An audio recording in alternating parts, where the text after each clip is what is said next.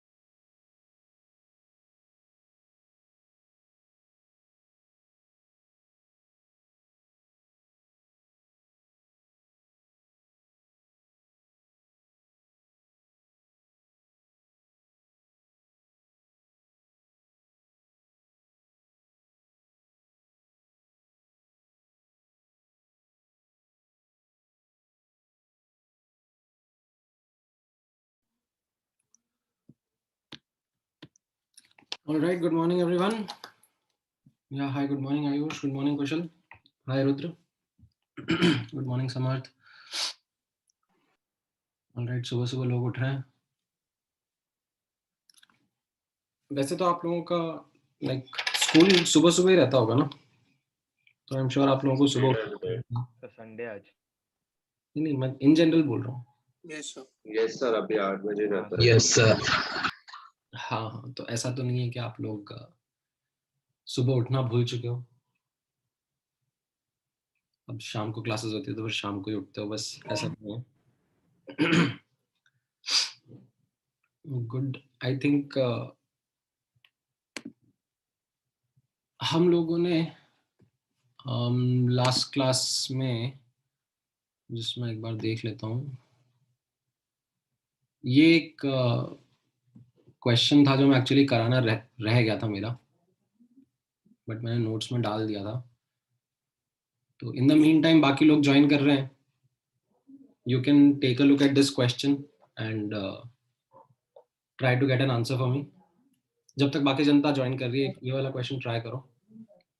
हाँ, कोई कुछ बोल रहा है?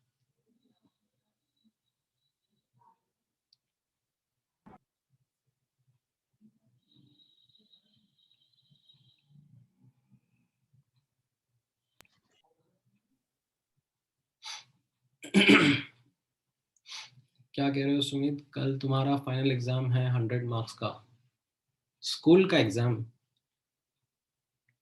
तो ठीक है ना, मतलब 11th क्लास का ही तो एग्जाम है, उसके लिए इतना सीरियस क्यों हो रहे हो?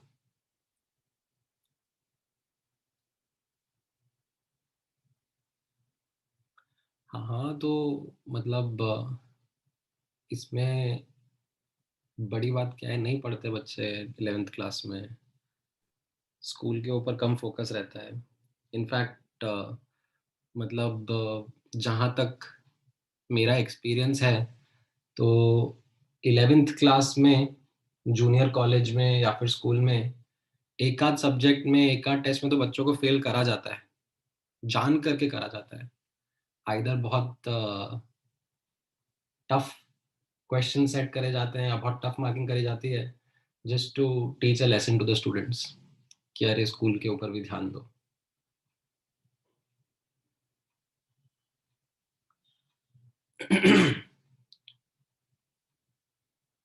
तो वो तो है, मतलब एक आध सब्जेक्ट में करते हैं, पूरा 11th क्लास नहीं फेल करते रहे, एक आध सब्जेक्ट में दे डू दिस थिंग। तो वो हर साल का है, लाइक हर साल every year this times are there when students are like अरे सर ये हो गया वो हो गया। Alright, I think most of students ने ज्वाइन करने थे, ज्वाइन कर लिए हैं। तो ये वाला क्वेश्चन जो मैंने लास्ट क्लास में डिस्कस किया था, एज एन डिस्कस नहीं किया था, ये लास्ट में रह गया था। This was about this, it's a trick question. Like अगर ऐसा क्वेश्चन एग्जाम में आ रहा है तो ये 5-6 लाइन पढ़ने के बाद तो आधे से ज्यादा स्टूडेंट्स तो छोड़ ही देंगे कि बोले ये क्या हो रहा है, मतलब laser, liquid helium, liquid form, boiling point temperature, क्या कुछ समझ में नहीं आएगा। तो it is an intimidating question. However, if you read the question thoroughly and try to make a sense of sequence of events, हो क्या रहा है, that helium is taken from some state to some other states to some other state to some other state and then finally to this state, and you have been asked to calculate the delta S. Now if you realize the fact that entropy is a state function, आपको बीच के calculations करने की जरूरत नहीं है, you just need to bother about the initial and the final. And ये क्या हो गया, helium gas 298 kelvin and helium gas 298 kelvin, 1 bar 0.5 bar, right? तो the only thing that is happening is isothermal expansion हो गया, ठीक है, constant temperature पे प्रेशर रिड्यूस हो गया। तो आप सिंपली ये वाला फॉर्मूला अपना अप्लाई कर सकते हो एंट्रोपी चेंज का, NR ln P1 by P2, right? आपने ये वाला फॉर्मूला पढ़ा था ना एंट्रोपी चेंज का कल ही? Yes sir. NCP ln T2 by T1 plus NR ln P1 by P2, और ये वाला टर्म तो जीरो हो जाएगा because of the fact that temperature constant है between the initial and the final state. You substitute the values and you get the answer, ठीक है? And हाँ, answer will be this A option, 11.5 joule per kelvin, ठीक है? Alright, तो आज का discussion start करते हैं। ठीक है, आज का डिस्कशन मैंने छोटा ही रखा है because I wanted to discuss certain doubts also. तो डिपेंडिंग अपॉन आपके डाउट्स कितने हैं, ये जो हमारा पुराना डाउट डिस्कशन बचा हुआ है, इसको मैं यहीं पे प्लेस कर देता हूँ। तो इन केस अगर आपके डाउट्स बचे हुए हैं तो हम लोग इसमें से डिस्कस कर लेते हैं and then we will ensure कि हमारा कुछ काम पेंडिंग नहीं बचा है, ठीक है?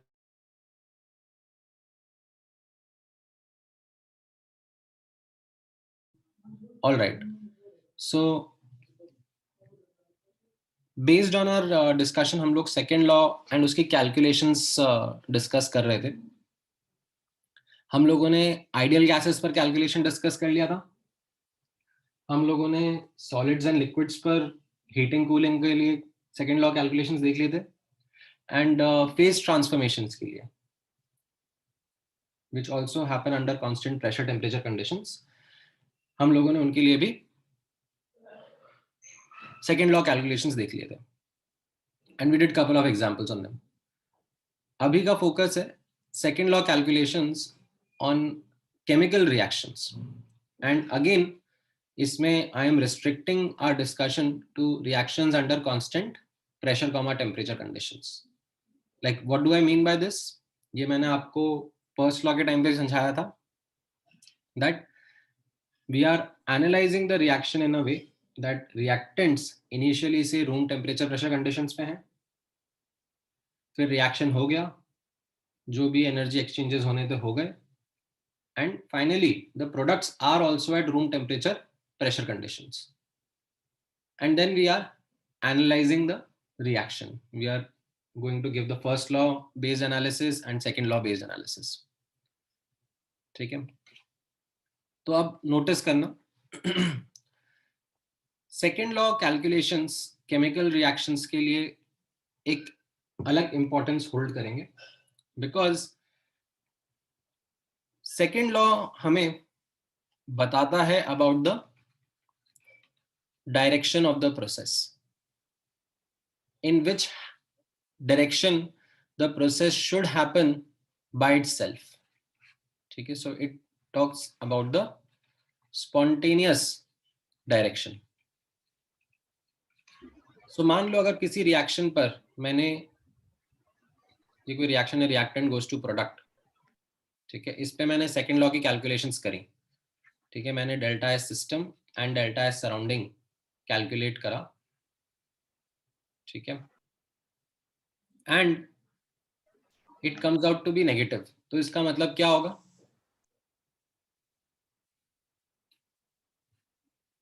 What does that mean?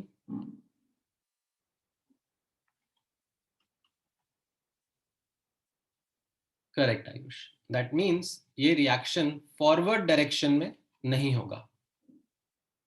ठीक है, forward direction isn't spontaneous, rather backward direction is spontaneous. The reaction will happen in the opposite manner by itself, right? जो हम लोगों ने डिस्कस किया था H2O solid and H2O liquid के बीच में, उसी लाइंस पर ही है ये. ठीक है, ऑल्दो ज्यादा जनरल है. ठीक है, तो ज्यादा जनरल डिस्कशन को हम लोग अब एक अलग पर्सपेक्टिव से पढ़ेंगे, called as Gibbs free energy. तो वो पर्सपेक्टिव क्या है? It is more of a simplification. यहाँ पर नोटिस करना किस तरीके से. So for a spontaneous process delta S universe is greater than 0.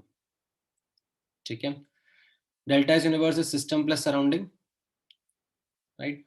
And हम लोगों ने डिस्कस किया था that delta S surrounding can be written as minus Q system upon T surrounding, right? For an irreversible change, for a real change, for a spontaneous change. ठीक है, now अब notice करना, if the reaction is under constant temperature pressure condition, और उसके लिए हम ये discussion देख रहे हैं, तो जो हीट एक्सचेंज्ड है, right, that is heat exchange under constant pressure conditions, हम उसको QP बोलते हैं, and that will be equal to delta H, right? This is the definition of enthalpy जो हम लोगों ने पहले डिस्कस करा हुआ है. एंड कांस्टेंट टेम्परेचर कंडीशंस पे है, मतलब कैसा? सिस्टम सराउंडिंग का temperature is same, is constant. तो इसको मैं सब्स्टिट्यूट कर देता हूं. ठीक है, like this is the statement which I said just couple of minutes back, that reactants are at room temperature, products are at room temperature pressure conditions, and हम analysis कर रहे हैं. So if I substitute them over here, QP की जगह delta H and T surrounding की जगह T लिख देता हूँ यहाँ पे, सिस्टम का ही टेम्परेचर. तो ये मेरा नेक्स्ट स्टेप आ गया, that delta H system minus delta H system upon T is greater than 0. This is the condition of spontaneity. Now the thing is that we further want to simplify it. ठीक है, हम लोगों ने यहाँ पे simplification कैसे achieve कर लिया एक लेवल पर, दैट सिस्टम सराउंडिंग दोनों की कैलकुलेशंस बोली जा रही थी, बट हमको सराउंडिंग की कैलकुलेशन सिंप्लीफाई करके सिस्टम के टर्म्स में लिखनी थी. तो वो हम लोगों ने यहाँ पे सिंप्लीफाइड फॉर्म में लेके आ गए कि हाँ, सिस्टम का ही डेल्टा एच, सिस्टम का ही डेल्टा एच और सिस्टम का ही टी हम यहाँ पे यूज करके कंडीशन ऑफ स्पॉन्टेनिटी डिस्क्राइब कर रहे हैं. However, we want further simplification. क्यों? What is the need? It helps. Like again, you will not be able to appreciate it right now because आप just पढ़ ही रहे हो, but it helps in describing a more convenient term for future references. So what we do is, for further simplification of the condition of spontaneity of reaction, we define a new thermodynamic property called as Gibbs free energy. And we represent it with the symbol capital G. Now, how is it defined? यहाँ पे notice करना इसका define या इसका design कैसा है. It is described as G is equal to H minus TS. इस तरीके से हम इसको डिजाइन करते हैं. Now, how it got designed in this way, why it got designed in this way, these are quite important, meaningful questions. Now, one of the interpretations, okay, again there are many possible interpretations. One of the interpretations comes from second law of thermodynamics itself. किस तरीके से आप यहाँ पे observe करना. आप लोगों ने फिजिक्स में सेकेंड लॉ ऑफ थर्मोडायनेमिक्स पढ़ लिया है?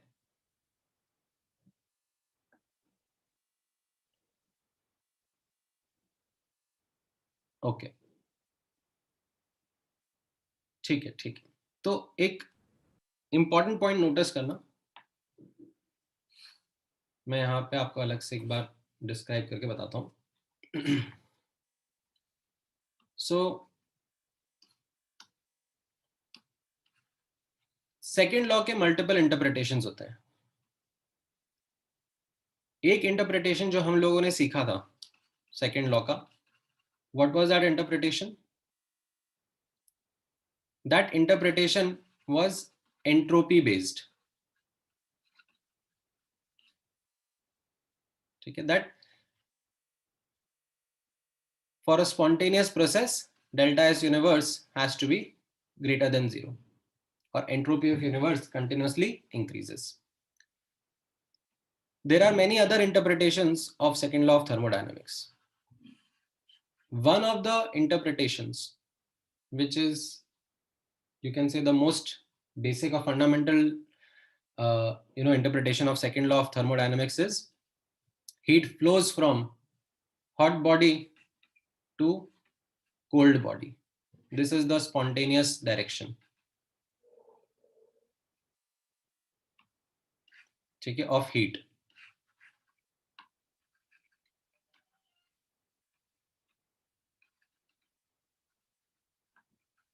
This is also second law of thermodynamics, or you can say an interpretation of second law of thermodynamics. अच्छा, अभी नोटिस करना फिजिक्स में, ठीक है, ये अपन ने उस टाइम पे भी डिस्कस किया था जब मैं सेकंड लॉ डिस्क्राइब कर रहा था. There is this another interpretation which is related to machines or engines, right? कैसा था वो मैंने आपको बताया था, that you can't design a system, or you can say you can't design a machine, or you can't design an engine such that it utilizes complete heat and does work. ठीक है, पूरा का पूरा heat supplied isn't something that gets converted into work. ठीक है, there is some part which is released or lost. Efficiency can't be 100%. ये भी एक इंटरप्रिटेशन मैंने आपको उस टाइम पे बताया था. अब उसी लाइंस पे नोटिस करना दैट कोई रिएक्शन हो रहा है. ठीक है, आपका सिस्टम जो है उसमें कोई रिएक्शन है. ठीक है, reactant goes to product, is that reaction. Now इस रिएक्शन का हीट एक्सचेंज्ड. ठीक है, that is the QP. This will be equal to what? Delta H. Now if I ask you this question कि इस reaction से जो heat से release हुआ, ठीक है, assuming let's say ये हीट रिलीज हो रहा है इस रिएक्शन से, can this heat be completely used in doing work?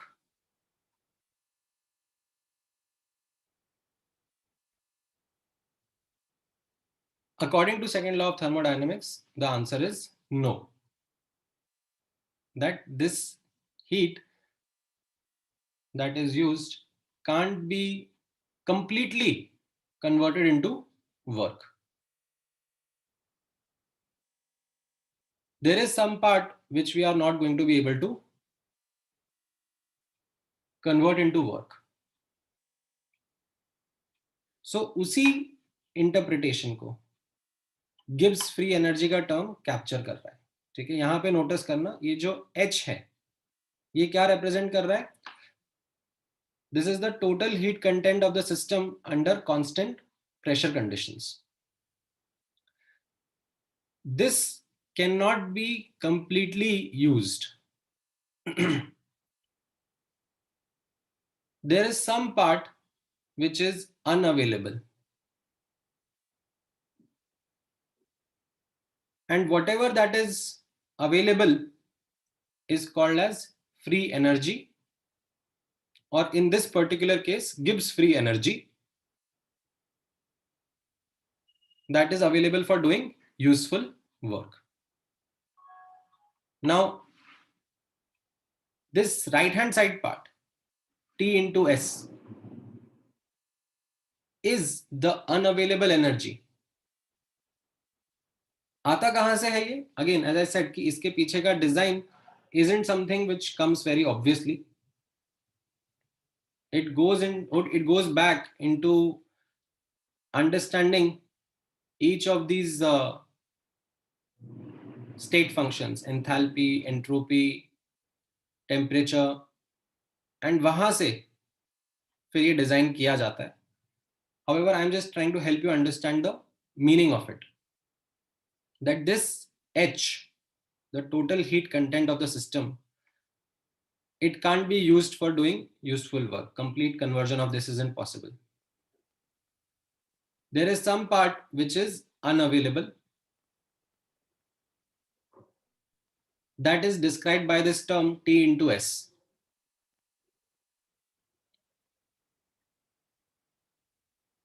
And whatever is remaining, okay, that is your available or free energy for useful work. So for example, let's say if I talk in terms of a practical design, let's say आपके पास phone के अंदर या laptop के अंदर जो battery है, ठीक है, उसके अंदर क्या होता है? What is the underlying principle in that battery?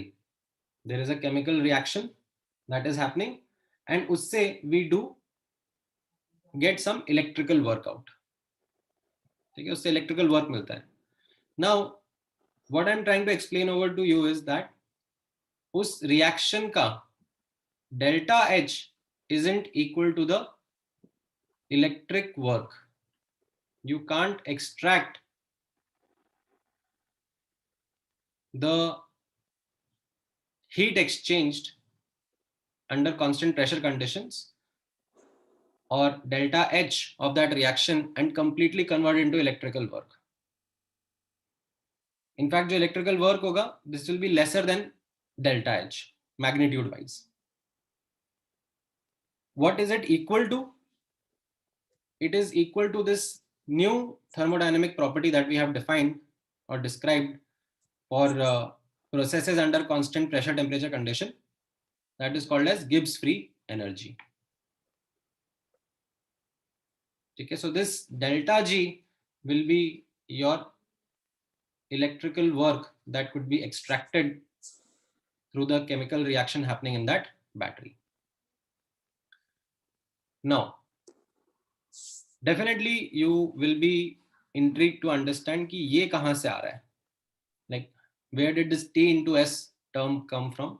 So that is something which goes, as I said, a bit into the details of the second law. अभी हमारे लिए उतना डिटेल में जाने की जरूरत नहीं है. You can just keep your understanding over here that T into S is the unavailable energy for useful work. ठीक है, and this also gives another interpretation of entropy. ठीक है, so this is another interpretation of entropy, and this is a, you can say, classical thermodynamics interpretation. Another classical thermodynamics based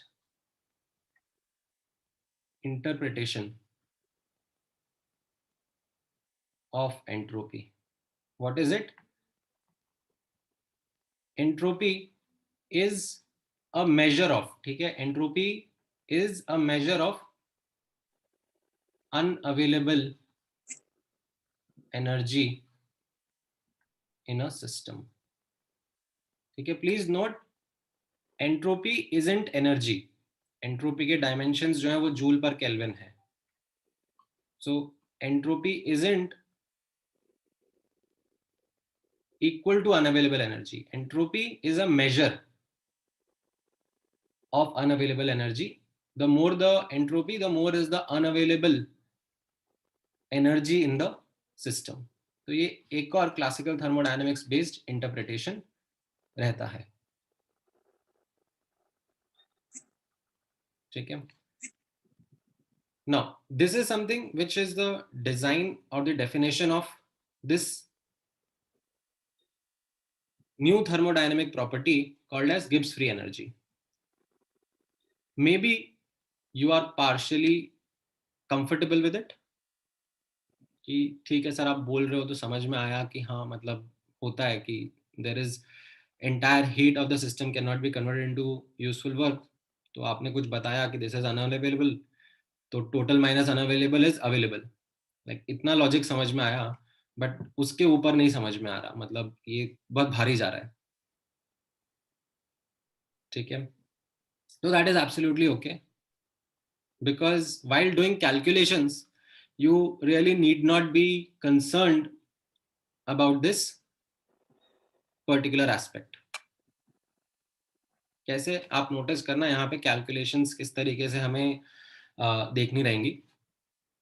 so after defining this thermodynamic property, ठीक है, Gibbs free energy, and एक दो चीजें और इसके बारे में हम लोग बता सकते हैं, like H is a state function, T is a state function, S is a state function. So Gibbs free energy, G, is also a state function, and it is an extensive property. Like enthalpy, entropy are extensive, temperature is intensive. So Gibbs free energy also comes out to be extensive.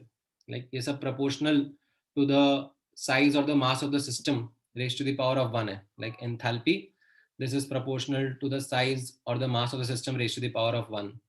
Temperature is size to the power 0, and entropy भी extensive होता है. ठीक है, तो ये net कैसा हो गया? It is directly proportional to the size or the mass of the system. So Gibbs free energy is also an extensive property. So it's a state function and an extensive property, and of course absolute value cannot be determined, right? Because of the simple fact that enthalpy का absolute value हम लोग determine नहीं कर सकते हैं. However, what we are more interested in is understanding the change in the Gibbs free energy under constant temperature conditions or temperature pressure conditions. तो यहाँ पे notice करना, we take delta on both the sides. Delta G is equal to delta H minus T delta S. And now this is something which I can relate to the condition of spontaneity. अभी थोड़ी देर पहले हम लोग ऊपर देख रहे थे condition of spontaneity कैसा था? It was delta S minus delta H upon T greater than 0. ठीक है, so I can use these terms over there.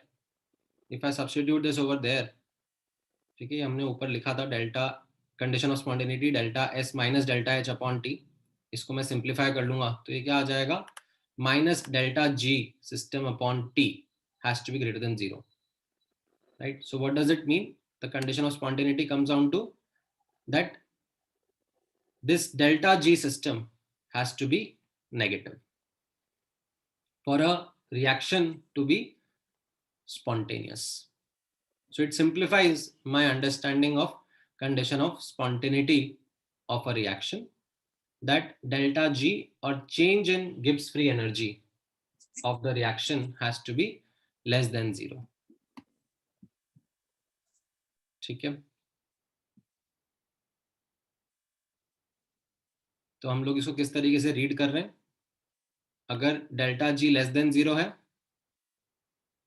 Then for the process under constant temperature pressure conditions, ठीक है, ये साथ में ध्यान देना बहुत इंपॉर्टेंट है, क्योंकि इसके पहले का जो हमारा रिजल्ट था, इसके पहले का हमारा रिजल्ट क्या था, delta S universe greater than 0, ये जो रिजल्ट था स्पॉन्टेनिटी का, this was the universal condition, this was universal, universal मतलब कोई सी भी सिचुएशन हो, condition of spontaneity was delta S greater than 0. However, for process under constant temperature pressure condition, ठीक है, स्पेशली यहां पर हम लोग रिएक्शंस को एनालाइज कर रहे हैं under constant temperature pressure conditions, उनके लिए we have a simplified understanding now in terms of delta G of the reaction और delta G of the system, that if delta G is less than 0, ठीक है, if delta G is less than 0, then it will be a spontaneous process, the reaction will be happening in forward direction, ठीक है, the process is spontaneous in forward direction. अगर delta G greater than 0 आ गया, ठीक है, उसको हम लोग ये एंडोअर्जिक वर्ड बोलते थे, ये जस्ट दो नए टर्म्स हैं जो डिस्क्राइब करे जाते हैं, डेल्टा जी अगर ग्रेटर देन 0 आ गया तो इसका मतलब क्या हो जाएगा, process is non spontaneous in forward direction, and you can say then it will be spontaneous in backward direction. and अगर डेल्टा जी इक्वल टू 0 है तो इसका मतलब ये हो जाएगा that there is a balance between forward direction and backward direction, which we call as condition of equilibrium. ठीक है, तो this is something which will be quite important for us in the next chapter, जब हम लोग chemical equilibrium discussion करेंगे. Chemical equilibrium मतलब we will be discussing those reactions which attain equilibrium. तो उसमें इस चीज का हमारा काफी इंपॉर्टेंस रहेगा. So let me quickly recap the concept that we have just covered right now. हम लोग second law of thermodynamics apply कर रहे हैं on chemical reactions, and particularly we have as part of our syllabus discussion of reactions under constant temperature pressure conditions. ठीक है, now वैसे तो किसी भी general process के लिए, ठीक है, for any process, be it a chemical reaction, be it any thermodynamic process that is happening under any condition whatsoever, the condition of spontaneity, the condition of the process happening by itself is delta S universe greater than 0. However, we wanted to simplify this for reasons which are based on convenience. We went ahead, manipulated it in simpler ways, and to simplify it, described a new thermodynamic property called as Gibbs free energy. Now, it is not something which is random, that you might think कि अरे ऐसे किसी को सपना आया और उसने ये Gibbs free energy define कर दिया. There is a well-defined thought that has gone behind in describing this simplification, in describing this convenience. Although at our level, we would not be able to go through that entire journey that ये आया कहाँ से, like what thoughts went behind in getting this. However, we can still appreciate the fact that, okay, to help simplify the condition of spontaneity, this new thermodynamic property called Gibbs free energy was defined. And how it is defined, ये हमारे लिए starting point हो जाता है, that it is defined in the following way: G is equal to H minus Ts, and you can interpret it also as the available energy or the free energy for useful work. And then understand how it simplifies the condition of spontaneity. ठीक है, delta G is equal to delta H minus T delta S हम लोग लिख रहे हैं, and उसको हम लोग जो हमारा कंडीशन ऑफ स्पॉन्टेनिटी था under constant temperature pressure condition, ठीक है, बार बार मैं स्ट्रेस कर रहा हूं ताकि आप भूलो नहीं, उसको हम लोग सिंप्लीफाई कर पा रहे हैं in terms of this particular thermodynamic property called delta G. ठीक है, समझ में आया इतना पार्ट? अब इसमें कुछ डाउट्स हैं तो हम लोग डिस्कस करते हैं.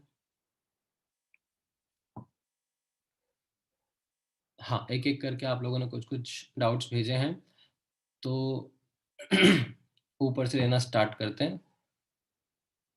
सबसे पहले तन्मय ने डाउट भेजा है, for any reaction can be find unavailable energy by using T into S. So that is not just for reaction, ठीक है, for any other thermodynamic process also happening under constant temperature pressure condition, ठीक है, you can describe this unavailable energy as T into S. ठीक है, however absolute value of entropy का calculation अभी आपको मैंने बताया नहीं है, हम लोग बात करेंगे उसके बारे में जब हम थर्ड लॉ पे आएंगे. ठीक है, तो you can understand it. Then इसके बाद में समय का डाउट है, कैन गिब्स एनर्जी भी नेगेटिव. ठीक है, जी एब्सोल्यूट वैल्यू जो है ये नेगेटिव नहीं होगा. ठीक है, this is not negative. Change in Gibbs free energy, ठीक है, that is something which can be negative और पॉजिटिव और जीरो.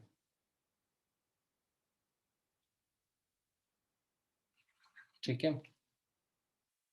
ओके. देन आयुष का एक और डाउट है, absolute value of entropy and enthalpy is undefined.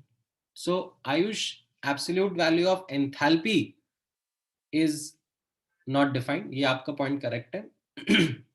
Absolute value of entropy is something that we are going to talk about as part of third law of thermodynamics.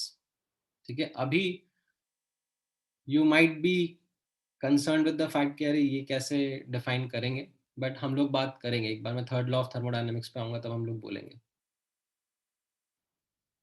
ठीक है, okay. Then there is another question from Sumit. G is equal to 0. We can say पूरा ही unavailable है, तो formula wise G equal to 0. नहीं, समझ में नहीं आया तुम्हारा statement Sumit, like can't interpret it.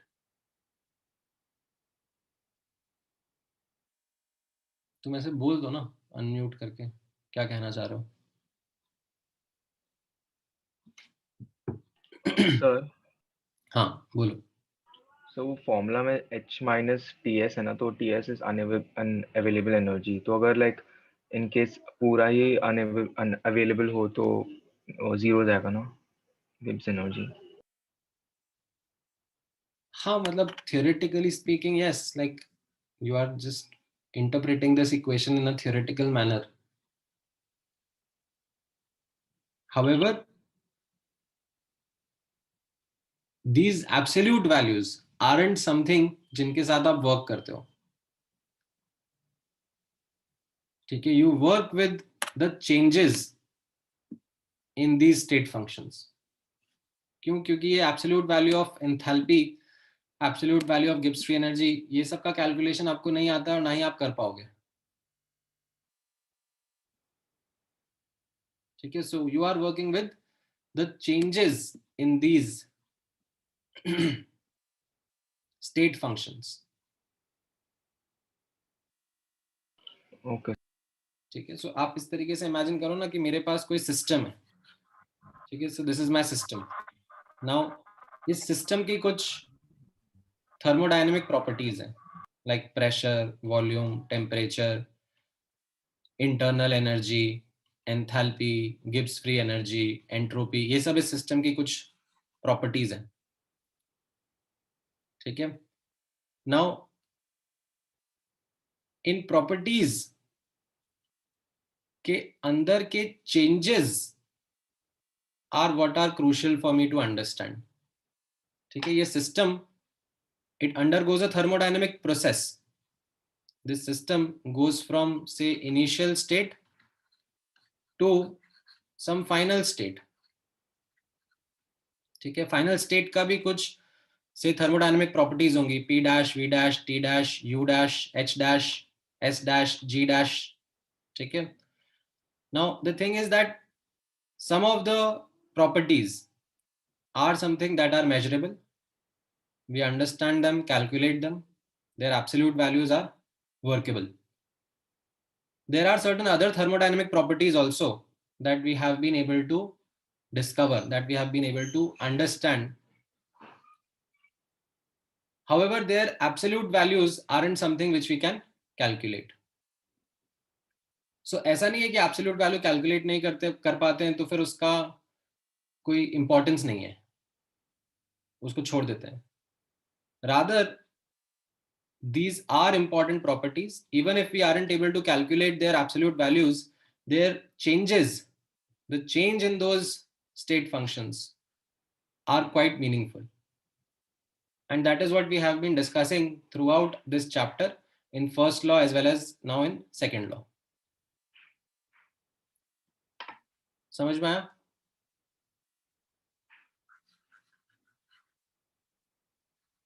Yes. All right. So coming back, ये जो interpretation है हमारा second law का on chemical reactions, where we talk about this new thermodynamic property called as Gibbs free energy. We define it in this way and it helps us understand the condition of spontaneity. ठीक है. अब definitely आपके दिमाग में next एक question यही आ रहा होगा कि सर ये ठीक है समझ में आया, बट क्वेश्चंस क्या होंगे एग्जाम में, कैसे पूछेंगे, what will be the calculations like, can you put some examples in front of us to understand this. तो हाँ, मतलब काफी सिंपली क्वेश्चंस रहेंगे. You don't need to really bother much about how questions are going to be. ठीक है. So मैं एक sort of कुछ examples आपके साथ में share कर देता हूँ. Let me kind of put in a statement over here. What will be the, or what are the type of questions that are asked?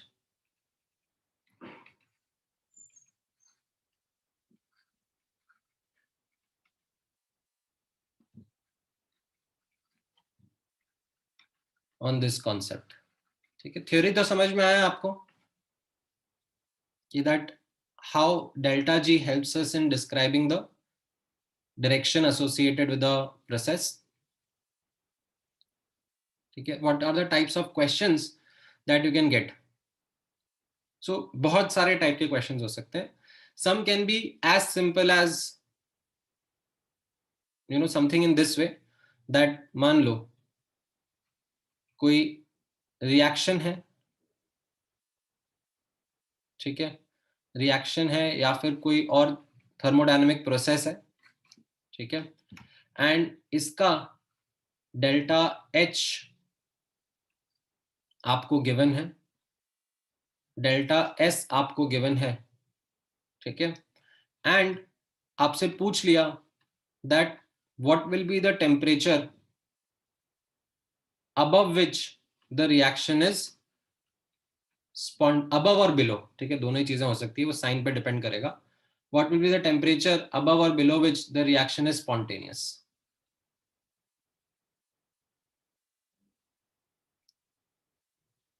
Question समझ में आया that there is a reaction that we are observing under constant temperature pressure condition, ठीक है, and आपको कहीं से उसका data दे दिया कि डेल्टा एच क्या है, डेल्टा एस क्या है उस रिएक्शन का, एंड आपसे पूछ लिया कि can you comment on the value of temperature above or below which the reaction is spontaneous. तो आप क्या करोगे, आप सिंपली अपना ऊपर वाला फॉर्मूला अप्लाई कर दोगे, right, that delta G should be less than 0 for the reaction to be spontaneous, and you will substitute the values and उससे आप यहाँ पे टेम्परेचर के ऊपर कमेंट कर दोगे. This is the simplest kind of question that you can get. और भी वेरिएशंस रहेंगे, but just wanted to give you an idea. ठीक है, देखोगे आप, आएंगे अभी, मतलब क्वेश्चंस आएंगे इसके ऊपर आगे काफी सारे. Before getting into the questions, मैं एक बार सारे जो इंपॉर्टेंट थ्योरेटिकल पॉइंट्स हैं वो आप लोगों के साथ में डिस्कस कर लेना चाह रहा हूँ. ठीक है, सो यहाँ पे नेक्स्ट कुछ इंपॉर्टेंट थ्योरेटिकल पॉइंट्स हैं, वो भी आप नोटिस करना. सो दिस फर्स्ट वन, ध्यान से नोटिस करना, सर्टेन एक्सोअर्जिक रिएक्शंस, लाइक एक्सोअर्जिक मतलब डेल्टा जी लेस देन 0. ठीक है, दे आर थर्मोडायनेमिकली फीजिबल, और you can say spontaneous. Spontaneous मतलब खुद से हो जाएंगे. So there are certain exergic reactions which are thermodynamically spontaneous, but we do not find them happening in real life. For example, there is a classic illustration which is cited in many books that based on our thermodynamic calculations, conversion of diamond into graphite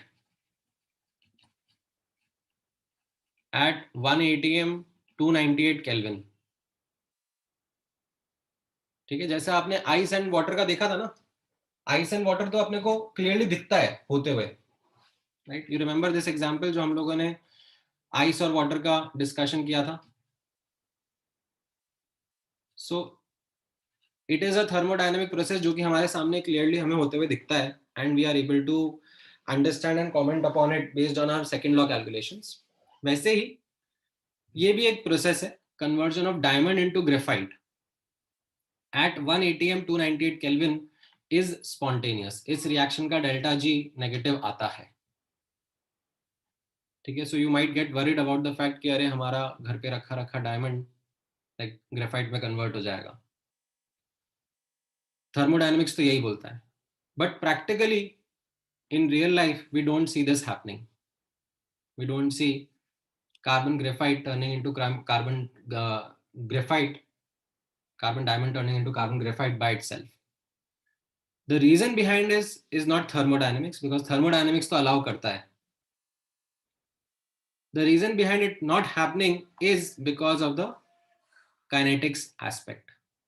ठीक है, this is something, if you remember the first lecture of this chapter, जब मैंने आपको बोला था कि thermodynamics isn't able to provide any information associated with time taken. The time taken for a process is an aspect which is not described by thermodynamics. It is something completely different. तो ये जो process है ये होना चाहिए by itself, but ये इतना slow होता है that it doesn't really make any impact on us from a practical perspective. ठीक है, so you will come across certain reactions जिनका delta G less than 0 है, but they are not happening in real life. ठीक है, so you might think कि अरे ये तो सेकंड लॉ का कॉन्ट्रडिक्शन हो गया, बिकॉज सेकंड लॉ तो बोल रहा है कि ये होना चाहिए बट ये हो नहीं रहा है. तो it is not because of that, it is not violating second law, it is obeying second law of thermodynamics. It's just that The process is so slow that you don't see it practically happening.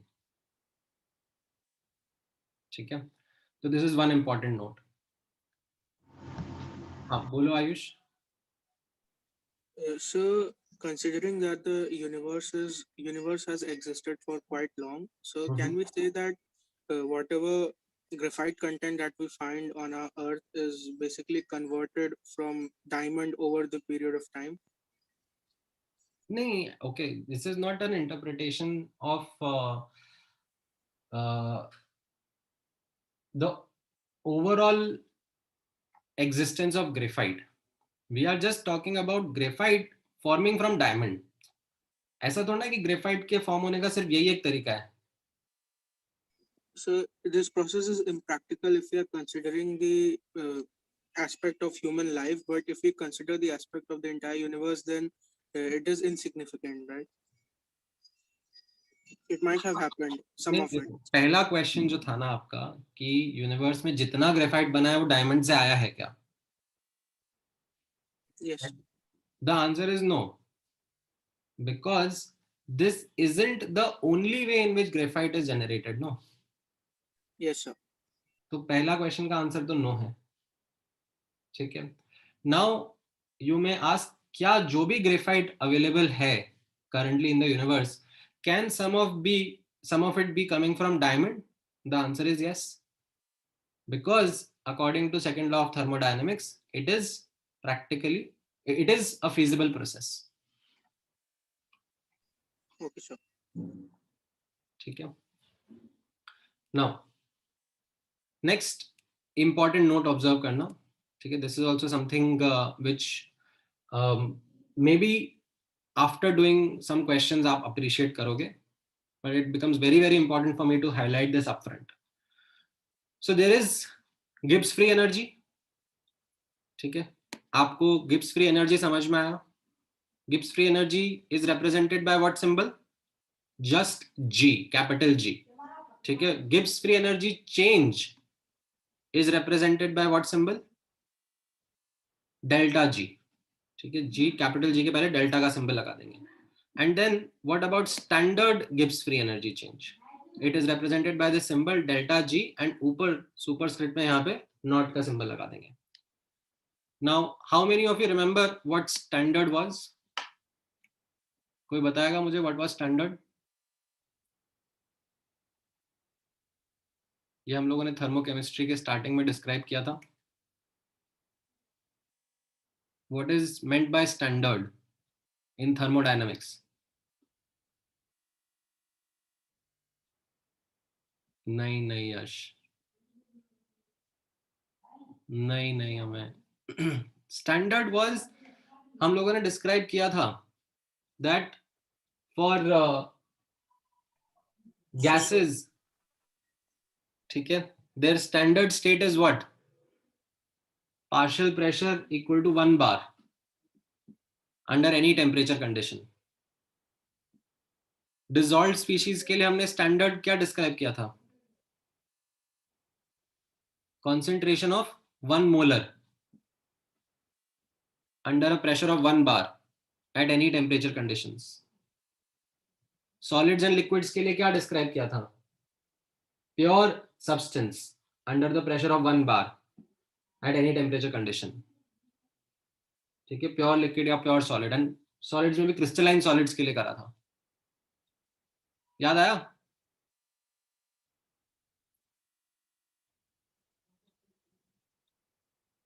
ठीक है. तो यहां पे notice करना, for any reaction, ठीक है, in fact let me just quickly एक बार यहाँ नीचे स्क्रॉल कर लेता हूँ. हाँ, मैं ऊपर आता हूँ, एक बार वापस से बताऊंगा just to reiterate my point. कि मान लो कोई एक रिएक्शन है N2 + 3H2 गिविंग 2NH3, ठीक है, और इस रिएक्शन का हम लोग एनालिसिस कर रहे हैं जहां पर N2, H2, NH3 इनका जो पार्शियल प्रेशर्स है they are any general values P1, P2, P3 bar. तो इस सिचुएशन में जो भी गिब्स फ्री एनर्जी चेंज रहेगा उसको हम डेल्टा G से रिप्रेजेंट करेंगे. और यही रिएक्शन में अगर N2H2 और NH3 are under standard state, मतलब इन तीनों का पार्शियल प्रेशर 1 बार ईच है, तो फिर जो change in Gibbs free energy रहेगा हम उसको किससे रिप्रेजेंट करेंगे? डेल्टा जी नॉट से. ठीक है, this is the difference between delta G and delta G not. That delta G is the Gibbs free energy change of the reaction under any condition, whereas delta G naught is the Gibbs free energy change under standard conditions. ठीक है, तो यहां पे notice करना that हम लोग standard Gibbs free energy delta G not के बारे में बात कर रहे हैं. दैट कोई एक रिएक्शन है, ठीक है, उसका delta G is written as Gibbs free energy of products minus Gibbs free energy of reactants. However, since the absolute value of G cannot be calculated for a substance, ठीक है, हम लोग जनरल कंडीशंस में delta G define करते हैं, standard conditions में delta G not define करते हैं, राइट. हाउएवर हम ये एब्सोल्यूट वैल्यूज नहीं कैलकुलेट कर सकते, ठीक है. सिमिलर टू जैसे हम लोग एंथैल्पी चेंज के बारे में बात करते थे, that delta H of the reaction is enthalpy of products minus enthalpy of reactants, right, non standard state में एंड स्टैंडर्ड स्टेट में. The thing is we can't define these absolute values, तो हम लोग क्या करते हैं, हम लोग फिर एक रेफरेंस डिस्क्राइब करते हैं, ठीक है, that described for elements and compounds. किस तरीके से? Similar to the way in which we define standard enthalpy of formation, ठीक है, उसी तरीके से हम लोग यहाँ पर standard Gibbs free energy of formation define करते हैं. डू यू रिमेंबर हम लोगों ने किस तरीके से ये डिफाइन किया था for enthalpy?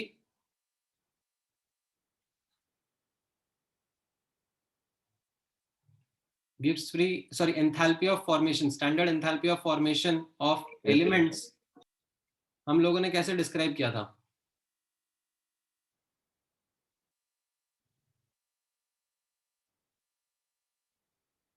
For elements under their standard state, their most stable naturally occurring form के लिए enthalpy of formation 0 असाइन करते हैं, ठीक है. एंड कंपाउंड्स के लिए हम लोगों ने बोला था that this is defined as the enthalpy change, right. इसका पूरा डेफिनेशन था that this is the enthalpy change when 1 mole of the substance is formed from its constituent elements in their most stable naturally occurring form. तो उसी तरीके से यहां पर भी हम लोग standard Gibbs free energy of formation भी डिफाइन करते हैं, delta G F not and delta G F not for elements and delta G F not for compounds, ठीक है. सेम लाइंस पे डिस्क्राइब करेंगे. यहाँ पे मैंने मेंशन नहीं किया है, चाहिए तो मैं मेंशन कर देता हूँ, ठीक है. Let me actually write a bit more over here.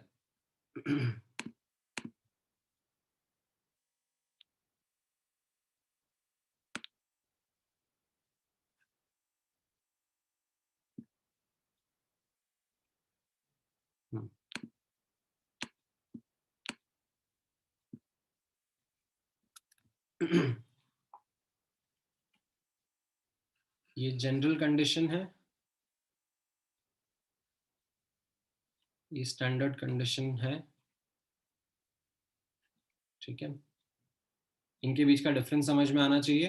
And the fact that we can't define absolute values, ठीक है. Absolute values aren't something that can be calculated, तो हम लोग एक रेफरेंस डिफाइन करते हैं, ठीक है. कैसा रहता है वो रेफरेंस? ऑल्दो आप लोगों को आता है बट मैं स्टिल लिख देता हूं. Delta G naught formation of elements is assigned 0 for the most stable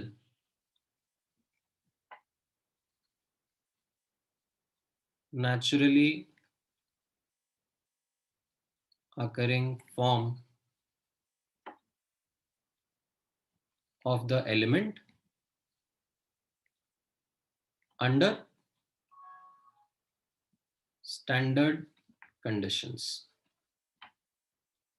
ठीक है. एंड कंपाउंड्स के लिए कैसा रहता है?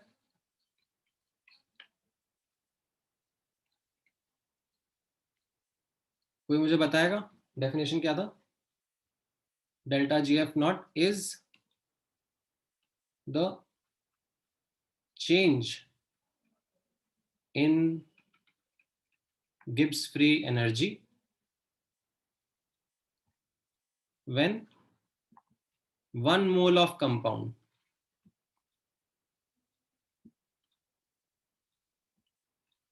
is formed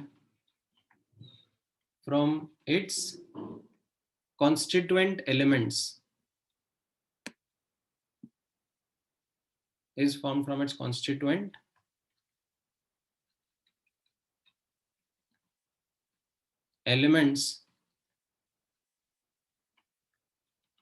in their most stable naturally occurring form under standard conditions. ठीक है. Exactly how we defined it for delta H naught, delta HF naught. ठीक है. तो इस तरीके से हम लोग ये डिफाइन करते हैं. And based on these definitions, ठीक है, based on these definitions we get a result जैसा हम लोगों ने पहले निकाला हुआ है. अरे मैंने लिखा भी हुआ है नीचे यार, डबल मेहनत हो गई. कोई नहीं, चलो.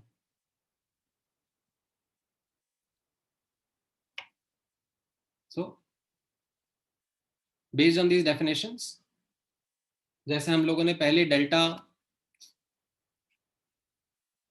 H naught of reaction describe किया था. ठीक है. Delta H naught reaction in terms of delta HF naught of reactants and products. उसी तरीके से हम लोग delta G naught of reaction भी डिस्क्राइब कर सकते हैं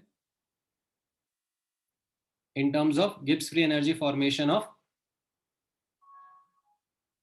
प्रोडक्ट्स एंड रिएक्टेंट्स. ठीक है. स्टैंडर्ड कंडीशन में as well as non standard condition में भी कर सकते हैं. ठीक है. अगर आपको चाहिए तो आप ये एग्जैक्ट स्टेटमेंट, ठीक है, ये मैंने क्योंकि लिख लिया, मैं इसको रब कर देता हूं.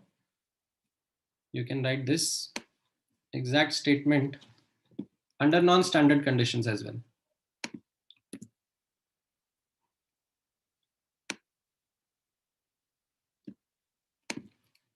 ठीक है. मैं इसको ये सब नॉट के सिंबल हटा देता हूं. ये सारे नॉट के सिंबल हटा दिए. तो इसको मैं कैसे रीड करूंगा? Gibbs free energy change coefficient और फिर ये गिब्स फ्री एनर्जी एंड ये गिब्स फ्री एनर्जी चेंज. ठीक है. ऐसे भी लिख सकते हैं. Yes sir. ठीक है. So I hope now this difference between delta G and delta G naught reaction is clear with everyone. And ठीक है, the reason why I have taken this note, ठीक है, you might be wondering कि ठीक है बताया समझाया अच्छी बात है. The reason why I took this note is because of this one particular point. Like this is the most important point, that the condition of spontaneity that जो हमने ऊपर पूरा सीखा है समझा है is applicable on delta G and not delta G naught. ठीक है. Many times students make this mistake that they would apply the condition of spontaneity blindly. Delta G पे कभी अप्लाई कर दिया, डेल्टा G नॉट पे apply कर दिया. नहीं, ध्यान से सुन लेना that रिएक्शन स्पॉन्टेनियस होगा फॉरवर्ड डायरेक्शन में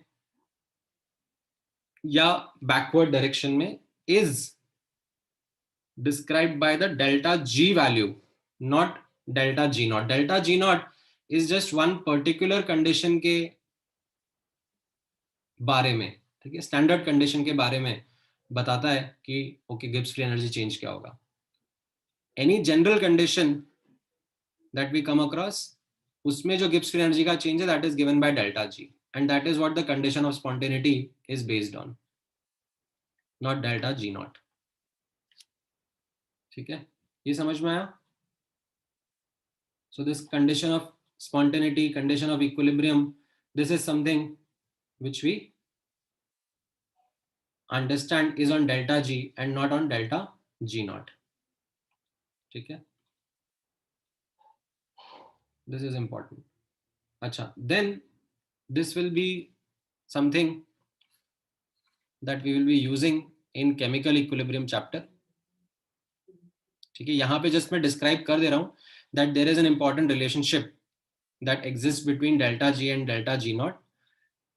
That delta G is equal to delta G naught plus RT ln Q, where this term Q represents the participation of reaction species in the reaction relative to their standard state. ठीक है, delta G क्या था? Delta G naught क्या था? Delta G naught was change in Gibbs free energy of the reaction under standard state. ठीक है, जो भी reaction की species है वो standard state में है, तो फिर change in Gibbs free energy कितना होगा? वो delta G naught से आता था. Delta G क्या था? Change in Gibbs free energy for reaction under general state, any general state, like reaction species are under any general state, non-standard state. So फिर delta G represented the change in Gibbs free energy, and they are related by this equation, where this term represents the participation of the reaction species relative to their standard state. Now ये आता कहाँ से है? Again, the derivation goes back in detailed thermodynamics. ठीक है, there is a aspect associated with thermodynamics जो हम लोग अपने सिलेबस में कवर नहीं करेंगे, जहां से ये रिलेशनशिप का प्रूफ आता है, that how delta G and delta G naught are related to each other.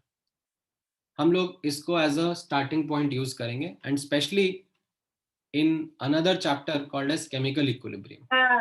आगे वाला chapter, not as part of this particular chapter, but another chapter later on. ठीक है, just highlighting the equation over here. नहीं, Q isn't the equilibrium constant, yes, Q is the reaction quotient. ये मैं कराऊंगा आप लोगों को जब इसमें मैं यहाँ पे नोट लिख देता हूँ.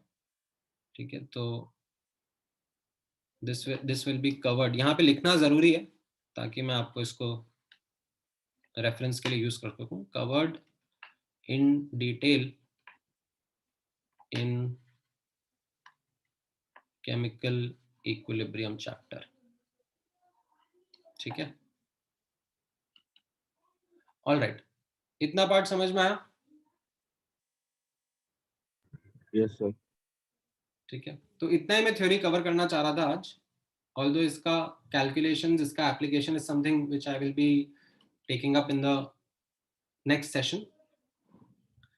I wanted to use the remaining time of today's session to first make sure that we have discussed the homework. हमारा पुराना डाउट्स डिस्कशन पेंडिंग नहीं बचा है. तो इसमें किसी को कुछ डाउट है तो पूछ लो, otherwise I will start with the discussion of the homework which I had given.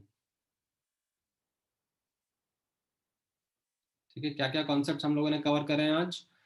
हम लोगों ने सेकेंड लॉ अप्लाई करा है ऑन केमिकल रिएक्शंस. ठीक है, specially for chemical reactions under constant temperature pressure conditions. We understood that condition of spontaneity from second law and simplified it in terms of this new thermodynamic property called as Gibbs free energy. There is some intellect that goes in designing, describing Gibbs free energy,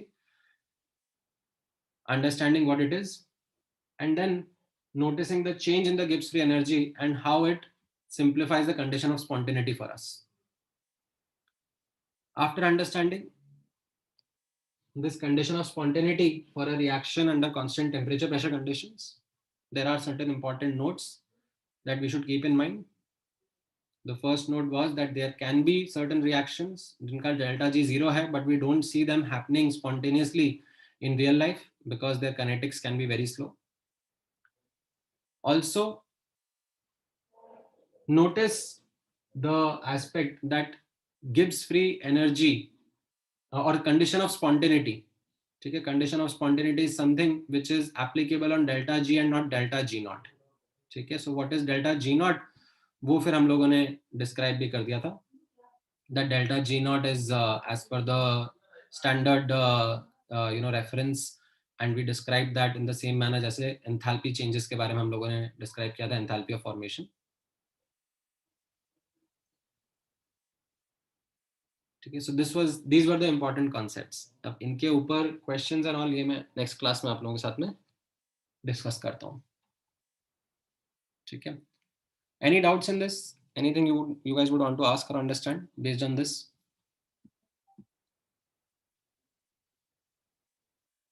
हाँ बोलो ना यश.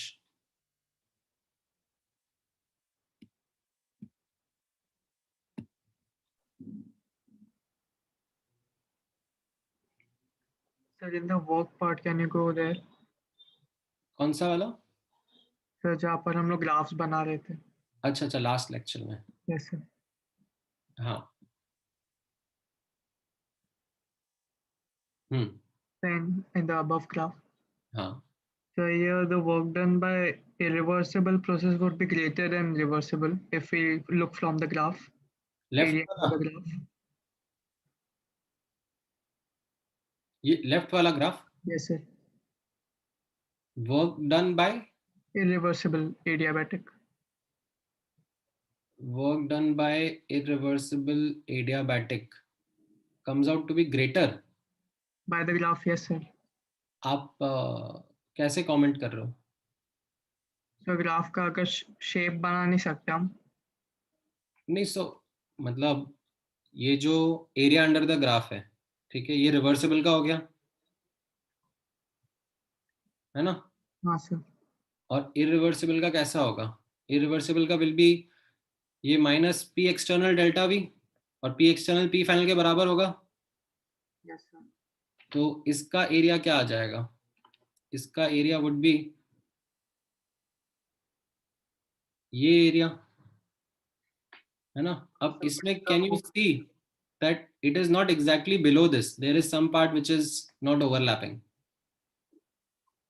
Okay sir. तो मैं comment नहीं कर पाऊंगा ना graph देख के. Yeah, yes sir. ठीक है, ये दिक्कत हमें आइसोथर्मल में नहीं आ रही थी. आइसोथर्मल में क्योंकि एफ और एफ डैश सेम ही पॉइंट थे.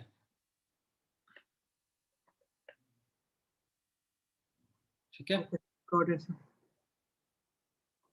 All right.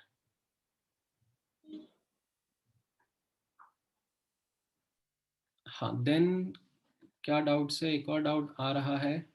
Can Gibbs energy be non spontaneous? Shekhar, आपका लाइक doubt isn't articulate.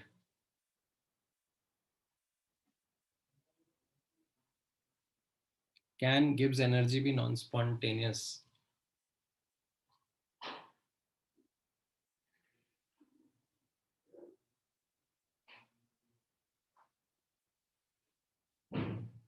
अच्छा, समझ में हो गया खुद से. ओके,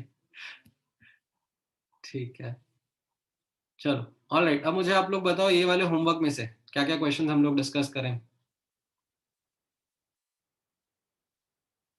हाँ Ayush, G is a measure of the maximum possible work that can be extracted.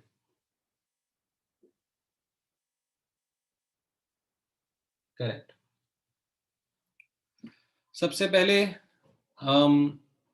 ये पुराना वाला होमवर्क का डिस्कशन कर लेते हैं.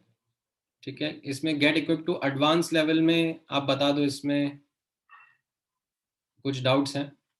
फटाफट इसको क्लोज करते हैं.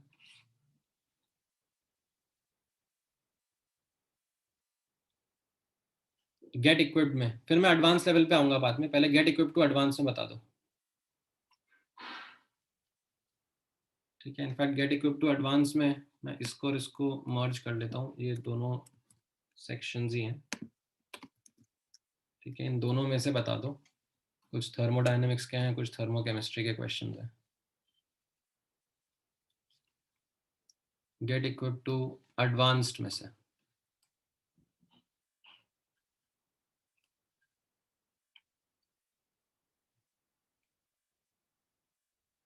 Question number 8, question number 42,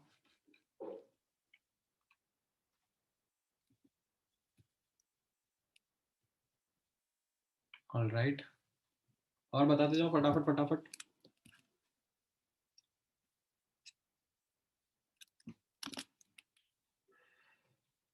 nineteen 49,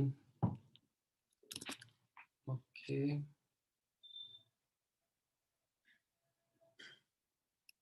then 56 का D, ठीक है।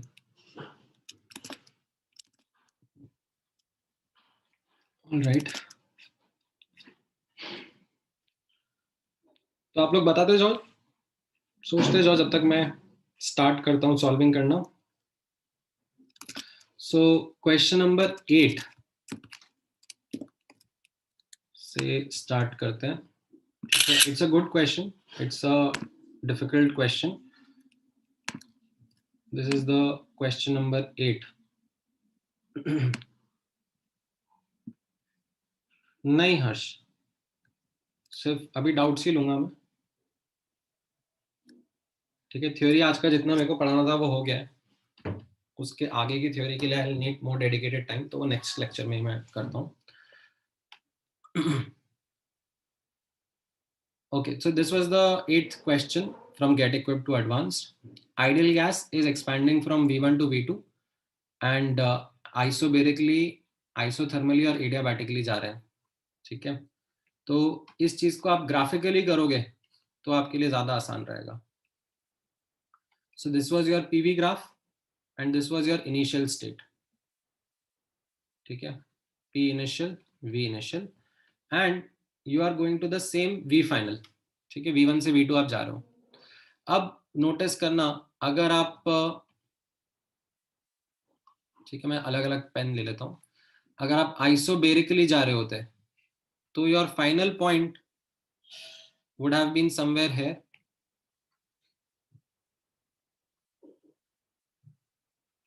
ठीक है, and your work done would have been this much,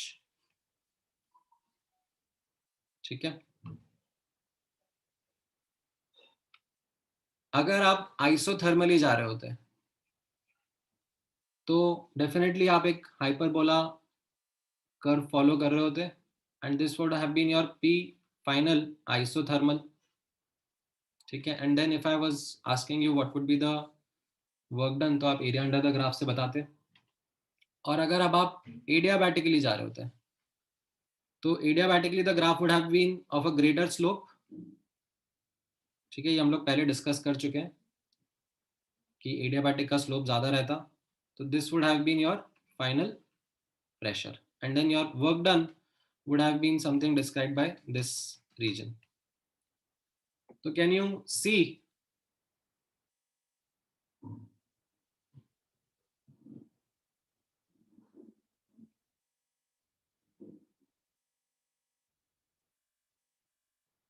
अच्छा इसमें सॉरी वर्क नहीं कंपेयर करने को बोला जा रहा है, ठीक है। वैसे वर्क कंपेयर करने को बोला जाता तो आप वर्क का भी आंसर दे देते, इसमें एक्चुअली डेल्टा ई कंपेयर करने के लिए बोला जा रहा है।